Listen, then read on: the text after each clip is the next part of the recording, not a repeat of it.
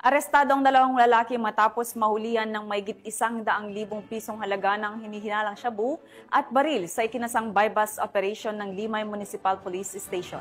Patrolwoman Janice Bulahaw, ibalita mo. Dalawang suspect ang naaresto sa ikinasang buy-bust operation ng mga operatiba ng Limay Municipal Police Station sa Barangay Duale, Limay, Bataan. Ang operasyon ay pinangunahan ni Police Major Jimmy Albert A. Desin, Chief of Police ng Limay MPS. Nasamsam sa operasyon ang isang medium-size at isang large-size plastic sachet ng hinihinalang shabu na tumitimbang ng humigit kumulang 20.3 gramo at may halagang tinatayang 136,204 pesos.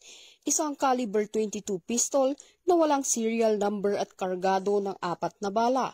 Isang black Samsung cellular phone at buy-bust money na nagkakahalaga ng 5,000 pesos. Dinala na sa Limay MPS ang mga suspect at mga nakumpiskang ebidensya para sa wastong dokumentasyon at tamang disposisyon, alinsunod sa RA 9165 o Comprehensive Dangerous Drugs Act of 2002 at RA 10591 o Comprehensive Firearms and Ammunition Regulation Act. Ang matagumpay na operasyon na ito ay naisakatuparan sa ilalim ng pamumuno ni Police Colonel Marites A. Salvadora, Provincial Director ng Bataan PPO, at Police Brigadier General Ponce Rogelio I. Peñones Jr., Regional Director ng PRO3, bilang patunay sa patuloy na pagsisikap ng PNP laban sa ilegal na droga at mga loose firearm para sa mas ligtas at mapayapang komunidad. Mula dito sa gitnang Luzon, ako ang inyong PNN correspondent, Patrolwoman Janice Bulahaw, alagad ng batas, tagataguyod ng Balitang Pulis.